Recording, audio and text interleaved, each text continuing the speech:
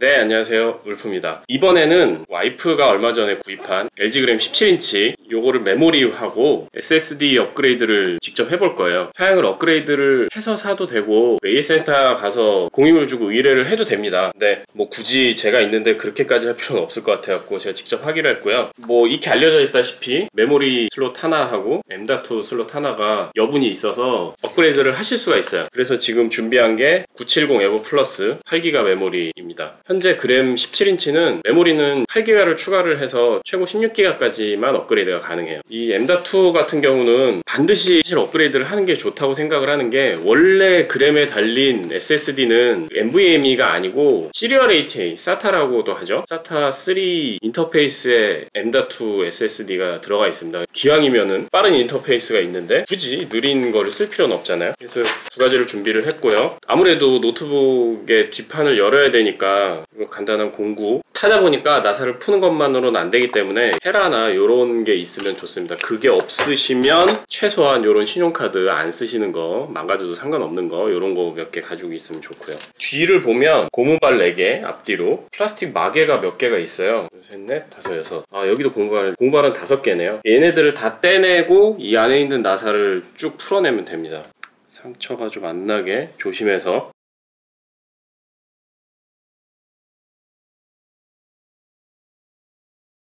가급적 떼내신 것들은 나사도 마찬가지고 위치를 헷갈리실 수가 있으니까 뺀 모양대로 놓으시는 걸 추천합니다. 저도 항상 아는 거를 분해를 할 때도 그렇게 하고 있어요. 벌써 앞에 쪽하고 뒤쪽 거하고 모양이 약간 다르네요.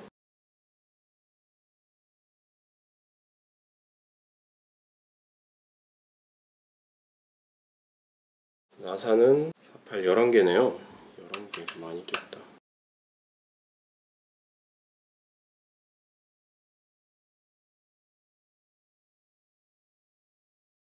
이렇게 나사는 다 풀었고요.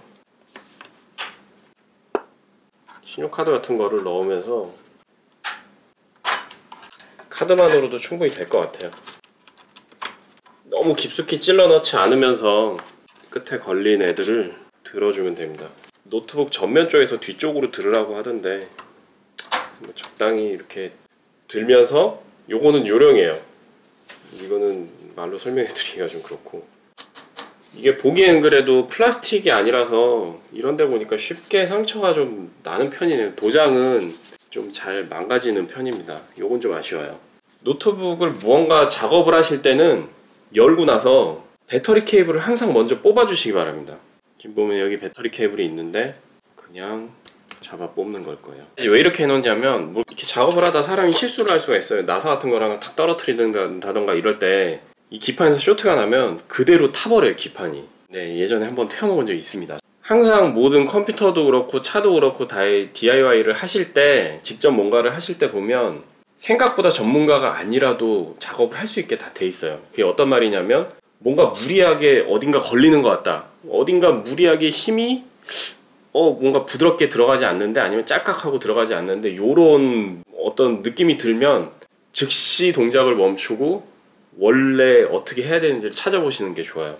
메모리 같은 경우는 노트북은 보통 대부분 이렇게 꽂아요. 슬롯에 이렇게 밀어넣는 게 아니고 비스듬하게 끝에를 먼저 이렇게 넣어요. 끝까지 45도보다 좀 한 30도 정도 되려나? 이 상태에서 양쪽을 자연스럽게 눌러주시면 양쪽에 있던 요 걸쇠에 걸려가지고 딱 고정이 됩니다. 이러면 메모리는 끝. 그 다음에 SSD 같은 경우는 여기 원래 달린 SSD가 아까 말씀드렸다시피 시리얼 ATA예요. 그러면 좀 느리죠. 그러니까 NVMe는 PCI 익스프레스 인터페이스를 그대로 쓰기 때문에 되게 빨라요. 시리얼 ATA보다 한 4배, 5배, 많으면 한 6배까지도 빠릅니다. 기종마다 그건 좀 차이가 있죠. 그러니까 M.2 슬롯이 2개가 있어요. 하나는 이제 기본의 OS에 깔린 게 있고, 하나는 이제 새로 설치하는 건데, 요게 2개가 다 풀스피드가 나오진 않습니다. M.SATA 같은 경우는 그냥 아무데나 꽂아도 상관이 없어요. 이쪽으로 들어가든 이쪽으로 들어가든 시리얼 ATA3는 둘 다 지원이 되는데, NVMe는 이쪽은 곱하기 2, 왼쪽이 아마 열면 곱하기 4일 겁니다. 그러니까 이쪽이 더 빠르죠. 그래서 만약에 2개를 설치를 하시는 분들이면 빠른 거를 곱하기 4 슬롯에 끼워주시는 게 맞아요. 그 와이프가 그렇게 용량을 많이 사용을 하지 않아서 이 500기가 NVMe SSD를 넣고 기존에 있는 거는 뺄 겁니다.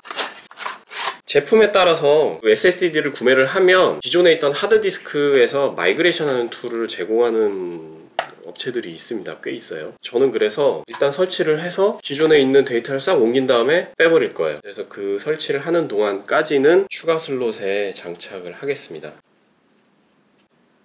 나사를 열고 M.2는 조금 더 꾹 밀어 넣어줘야 됩니다. 메모리는 좀 부드럽거든요. 밀어 넣어준 다음에 이렇게 내렸을 때 여기 나사가 있어요. 둥근 모양이 나사 턱에 슬롯이 딱 걸리게끔 해서 장착을 해야 됩니다. 그래야 정확하게 맞고요.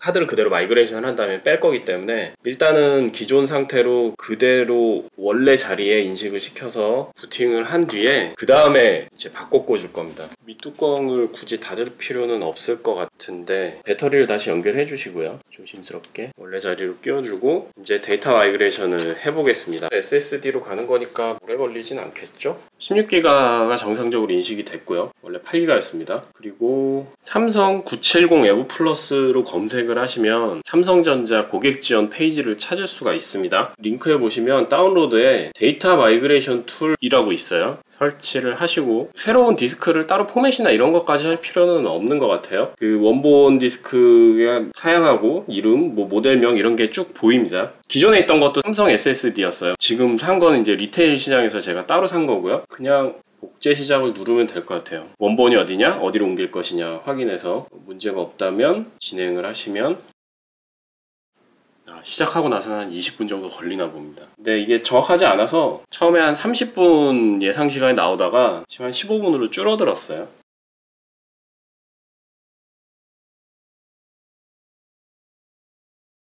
예상 시간은 쭉 줄어서 8분 30초 정도 나오고 있어요.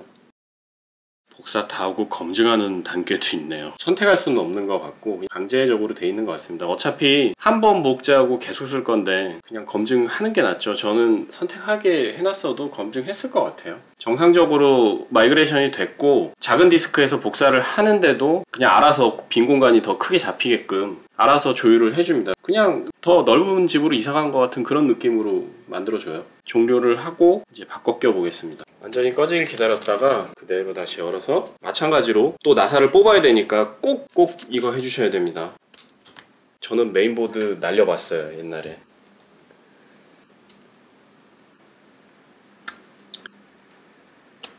굳이 두 개를 같이 안 달아놓는 이유는 500기가로 충분하기도 하고 굳이 달려있어서 전기를 먹을 필요는 없다고 생각이 들어요. 나중에 필요하면 훨씬 큰 SSD 싼 거 그냥 데이터 저장용으로 더 큰 거를 사서 달아주면 되죠. 이번 SSD 업그레이드는 용량보다는 속도 때문에 사는 겁니다. 지금 보시면은 여기 이 두 개를 다 빼고 나니까 써 있어요. 시리얼 ATA3 또는 NVMe 곱하기 4. 요거는 곱하기 2. 곱하기 2 슬롯에 NVMe를 꽂으면 제 속도가 안 나올 수 있어요. SSD 자체가 곱하기 2짜리면 상관이 없습니다. 지금 얘는 M.2 NVMe 곱하기 4를 지원하는 애인데 오른쪽에 껴놓으면 느려지겠죠? 절반으로. 그래서 이거를 원래 빠른 4배속짜리 슬롯에 넣고 나사를 조여줄 겁니다. 빈 슬롯은 뭐 그냥 이 상태로 두는 걸로 나중에 필요하시다 그럴 때 업그레이드를 해줄 거예요. 조립은 분해 역순입니다. 근데 잊지 말으셔야 될 거는 뚜껑 다 덮기 전에 테스트 꼭 하시고 뚜껑을 덮으시길 바래요. 일단 동작을 하니까 케이스를 마무리를 하고 속도는 다시 한번 볼게요. 이 형태를 보시면 이쪽이 뒤로 이렇게 꽂히게 돼 있어요. 그러니까 이 뒤를 먼저 꽂고 나서 앞에를 결합을 하는 게 순서가 맞겠네요. 그러니까 들어 올리실 때 뒤부터 들어 올리시면 안 되고 제가 아까 했던 것처럼 앞에서부터 들어 올려야 되고 앞에서부터 들어 올렸으니까 넣을 때는 뒤부터 뒤에를 먼저 꽂아 주시고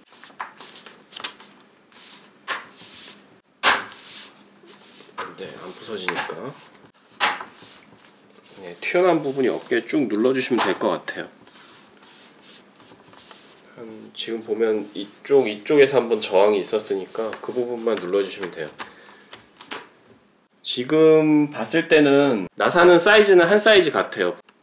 제품 설계를 할 때 이런 것도 신경을 많이 씁니다. 작업자가 오류를 일으키지 않도록 어지간하면 똑같은 사이즈로 써요. 하지만 때로는 그걸 벗어나는 제품들이 있어요. 맥북이나 슬림한 노트북들이 대체적으로 그렇거든요. 그런 애들은 조심을 하셔야 되죠.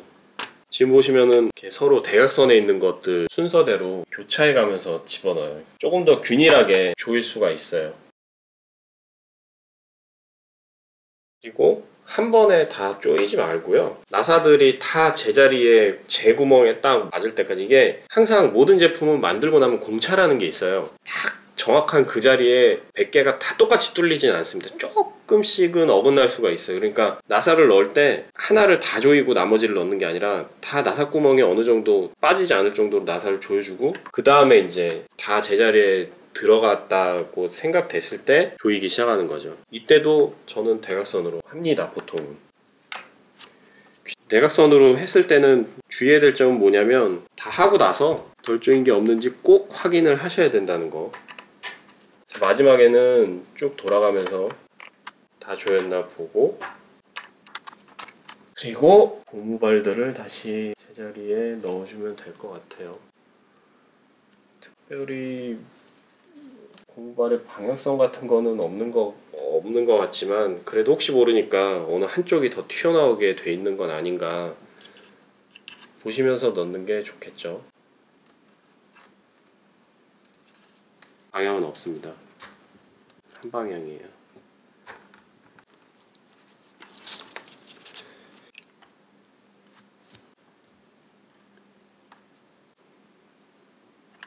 나사구멍도 나머지도 다 막아주시고요. 이렇게 날아가기 좋은 걸로 해놨는지 모르겠지만, 이건 뭐 날아가도 크게 상관은 없어요. 잊어버려도 어디로 빠져서 달아나간다고 크게 문제가 되진 않습니다. 그냥 나사구멍이 좀 보일 뿐이죠. 조립까지 완료가 됐고요. 요거는 그냥 두기는 좀 아까우니까 M2 SSD를 외장 디스크로 만드는 하우징들 좀 팔아요. 한 몇천 원 정도면 살 거예요. 굳이 비싼 거를 살 필요가 없으니까 꽂아서 와이프님 백업용으로 쓰시라고 드리겠습니다. 오늘은 여기까지.